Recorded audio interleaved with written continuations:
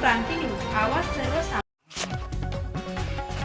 ओबेरॉय कंपनीच्या डस्टमुळे शेतकऱ्यांचे नुकसान व शाळेच्या मुलींना जावे लागते पायदळी। नुकसान भरपाई व उपाययोजनांची मागणी, अन्यथा आमरण आंदोलनाचा इशारा। कळंब मोहदा मेटीखेडा कंपनीच्या ओबेरॉय कन्स्ट्रक्शन कंपनीचा रोडच्या कामात चालणारे मालवाहतूक वाहनांमुळे उडणाऱ्या प्रचंड डस्टमुळे शेतकऱ्यांच्या शेतीचे मोठ्या प्रमाणात नुकसान होत असल्याचा गंभीर आरोप मोहदा किन्हाडा मेटीखेडा परिसरातील शेतकऱ्यांनी केलाय। या संदर्भात प्रहार जनशक्ती पक्षाचे व महाराष्ट्र नवनिर्माण सेना तालुका प्रमुख यांच्या वतीने तहसीलदार निवेदन व कंपनी व्यवस्थापकांना फोनवर माहिती देण्यात आली।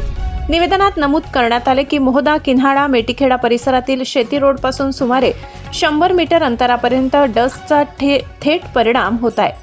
कंपनीची ओव्हरलोड वाहने दिवसरात्र मालवाहतूक करीत असल्याने रस्त्यावर मोठ्या प्रमाणात धूळ उडत असून त्यामुळे उभ्या पिकांचे नुकसान होत आहे। डस्टमुळे पिकांचा दर्जा घसरल्याने शेतमालाला योग्य भाव मिळत नसल्याची तक्रार शेतकऱ्यांनी केली आहे। तसेच या पिकांची पाहणी करण्यासाठी कोणतेही अधिकारी येत नसल्याने शेतकरी अडचणीत सापडलाय।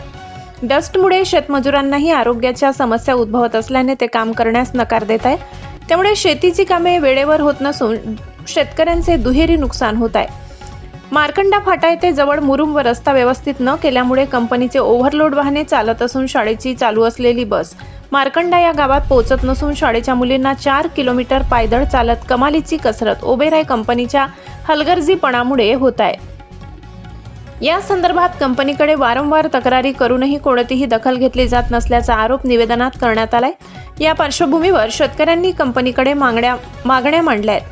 यामध्ये हेक्टरी 10,000 रुपये नुकसान भरपाई देण्यात यावी, मालवाहतूक करणारी वाहने अंडरलोड करण्यात यावी, तसेच रस्त्यावर उडणाऱ्या डस्टवर तातडीने नियंत्रण ठेवण्यात यावे अशा प्रमुख मागण्या आहेत। ओबेरॉय कंपनीने शेतात येऊन प्रत्यक्ष पाहणी करून नुकसान किती झाले याचे निरीक्षण करावे अशी मागणी करण्यात आली। जर याबाबत तातडीने कोणतीही कार्यवाही झाली नाही तर शेतकरी वर्ग व विद्यार्थी पालकवर्ग आंदोलन करण्यास तयार असल्याचा इशाराही देण्यात आलाय।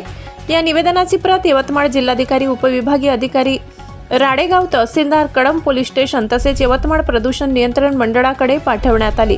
कळंब तालुका प्रतिनिधी बातम्या पाहण्यासाठी आमच्या महाराष्ट्र क्रांती न्यूज या YouTube चॅनलला लाईक करा, सबस्क्राईब करा आणि बेल आयकॉनला प्रेस करा।